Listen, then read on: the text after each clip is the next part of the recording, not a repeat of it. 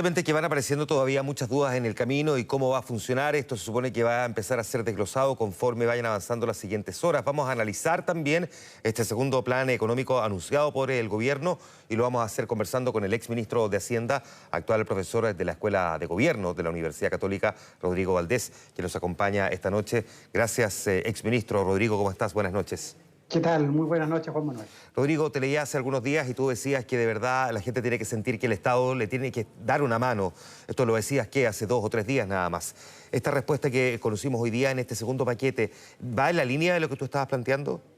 Sí, completamente. Bueno, fuimos muchos los que dijimos que era necesario un segundo paquete, básicamente para poder llegar a algunas bolsones de personas, de empresas que todavía no estaban siendo ayudadas, y este creo que es un segundo muy buen paso del gobierno. Faltan detalles, por supuesto, pero creo que lo más importante de ahora, de los próximos días, es que esto se despliegue.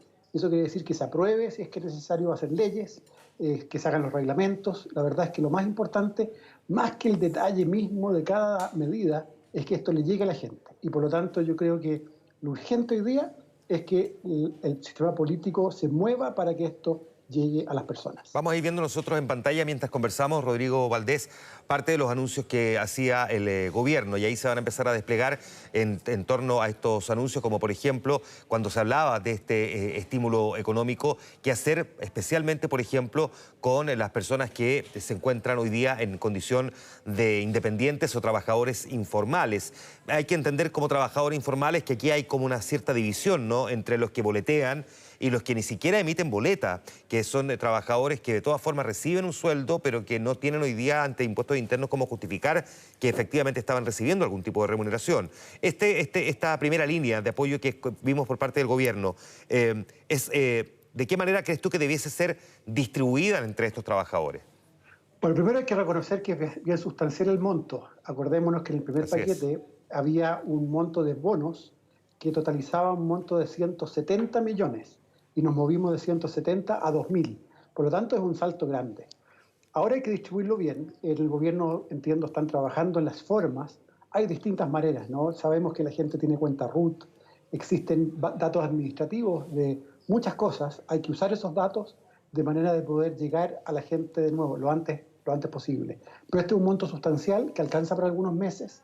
Si esto se demorara mucho, probablemente va a haber que aumentarlo, pero por ahora estamos bien protegidos por algún tiempo. La clave es llegar ahora a la gente, como decía, hay mecanismos. La verdad es que tenemos la gracia de tener RUT en Chile. Muchos países no tienen la infraestructura de tener un RUT y además tenemos asociado al RUT muchas cosas. Y eso la verdad es que es una gran ventaja para poder identificar y llegar a las personas. Probablemente ni siquiera cuando se creó la cuenta RUT se hubiese imaginado que terminaría teniendo este tipo de utilidades también en momentos de crisis. Estamos hablando aquí de prácticamente 2,6 millones de personas. Me gustaría que escucháramos también parte de las declaraciones que formuló el ministro de Hacienda durante la jornada para que comentemos o analicemos también un aspecto que él planteó más temprano cuando se hizo este anuncio.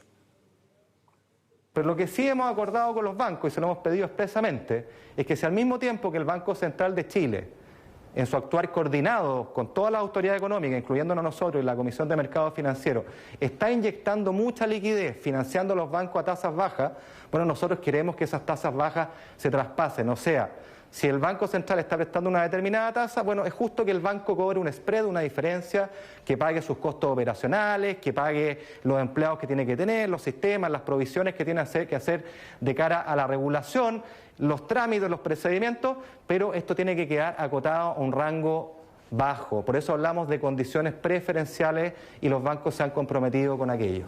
Esto tiene que ver, Rodrigo Valdés, con la otra parte del anuncio, ¿no?, que es básicamente los recursos que pone a disposición el gobierno en el formato, digamos, de garantía del Estado, para que los bancos, a su vez, puedan facilitarle liquidez, o dicho más en la jerga simple, ¿no?, prestarle plata a la micro, pequeña y mediana empresa. ¿Cómo interpretas tú el que debiese ser ese mecanismo para que finalmente no termine convirtiéndose en una mochila adicional para esa micro, pequeña o mediana empresa?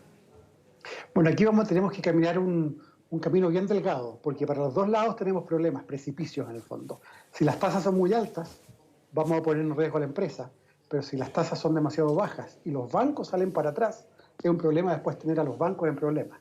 Entonces creo que hay que ir viendo cómo funciona esto, graduándolo, ojalá empujando a los bancos. Me alegra mucho que el ministro diga que hay un acuerdo de parte de los bancos de ayudar en esto. Esto no es simple, hay temas de libre competencia, hay de todo tipo, pero yo he empujado mucho la idea de que tiene que haber una contraprestación de los bancos a la sociedad, no gratuita para nada, cautelando que los bancos sigan existiendo bien, que les vaya bien, pero cada banco gana mucho si la macroeconomía le va bien y por lo tanto tiene que ser una acción conjunta y por lo que anuncia el ministro creo que eso va hacia allá.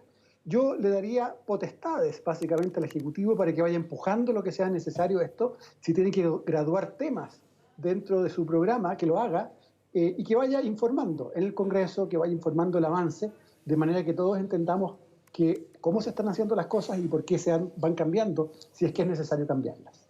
Ahora, cuando uno tiene un anuncio de esta magnitud, porque aquí estamos hablando de recursos que son importantes, 24.000 millones de dólares, equivale a alrededor de 20 veces más de lo que estaba disponible en tiempos normales, ¿dónde consideras tú que podría estar el mayor riesgo respecto de la utilización de estos recursos?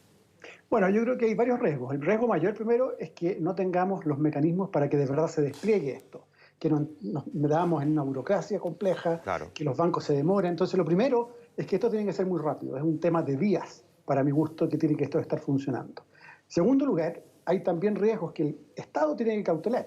Por ejemplo, los bancos no debieran, aunque van a tener los incentivos, darle los créditos malos nomás al fisco, sino que tiene que tener promedios. El fisco se está poniendo algunas cortapisas para que no le pasen solo créditos malos, y eso es muy importante. Los bancos tienen que hacer escrutinio también de los clientes, no puede ser para todos los clientes porque hay algunos que no necesitan y otros en realidad que sería una mochila para ellos seguir dando vueltas, pero muchos sí necesitan esto. Este escrutinio lo hacen solo bien los bancos y creo que le pediría a los bancos sí que nos pusiéramos objetivos. ¿Cuánto, por ejemplo, crédito en los próximos meses deberíamos ver? ¿Cuántos clientes repactados, etcétera? Yo creo que tener algunos objetivos nos va a servir para ir mirando si esto avanza correctamente o no. Me gustaría que revisáramos también esta otra declaración porque nos sirve también para poder ir proyectando y comprendiendo también los anuncios de esta jornada. Pongamos la atención. Es una línea de crédito plata fresca en un formato estandarizado, es decir, con parámetros parecidos para todos, masiva, es decir, disponible a muchos miles de emprendedores, con un periodo de gracia significativo y un plazo para pagar largo, de largo plazo. ¿Qué es lo que pueden obtener los emprendedores en esta línea de crédito? Básicamente hasta 3 meses de ventas como capital de trabajo, como plata fresca, que les permita soportar esta hibernación, mantener su funcionamiento al mínimo sin tener que irse de espaldas, sin tener que despedir, sin tener que cerrar.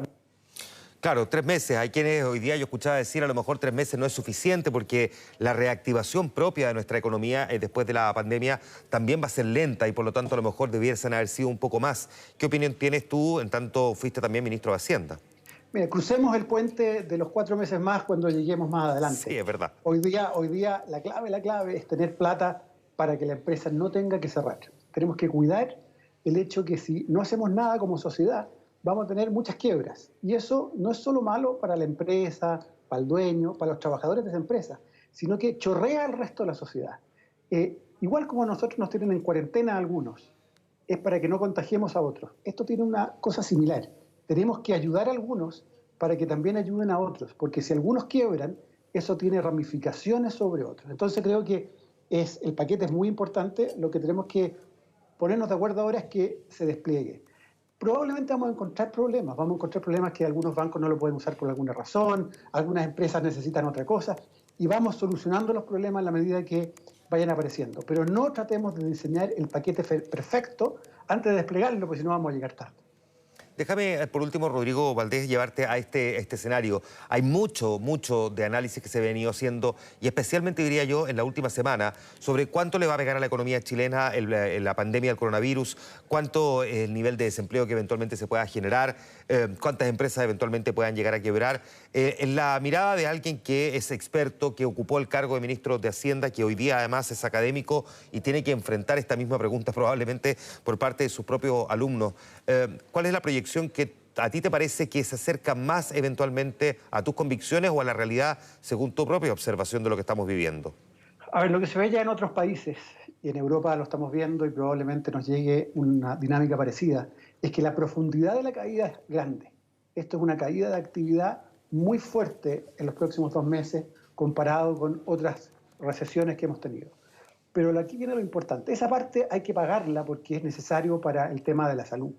Pero cuánto dure eso, cuán rápido salgamos del hoyo, va a depender crucialmente de las medidas que se están tomando. Y las medidas que se anunciaron hoy día son muy buenas para eso. Probablemente falten otras. Nos falta el crédito no bancario, no solo los bancos dan crédito, nos faltan temas, por ejemplo, alrededor de las grandes empresas. Las empresas más grandes todavía no están tratadas, pero lo que estamos haciendo con esto como país es asegurar que esto dura poco. Y eso no está dado, estamos jugando ese partido hoy día y por lo tanto yo me resisto a decir esta es la proyección porque depende mucho de lo que hagamos. Ahora, si caemos 2% año contra año sería un buen resultado, que es la proyección más o menos del Banco Central. Las cosas pueden ser peores, pero de nuevo, ese partido hay que jugar, no está todavía terminado. Sí, no sabemos ni siquiera realmente cuánto tiempo tenemos y de verdad cómo van los goles, si a favor o en contra, pero la cosa está bien compleja. Rodrigo Valdés, como siempre, muchas gracias por conversar con nosotros y ayudarnos a proyectar también un escenario económico tan complejo y sobre el que sin duda vamos a pasar malos ratos, pero vamos a aprender un montón también. Muchas gracias, Rodrigo. A ustedes, muy buenas noches.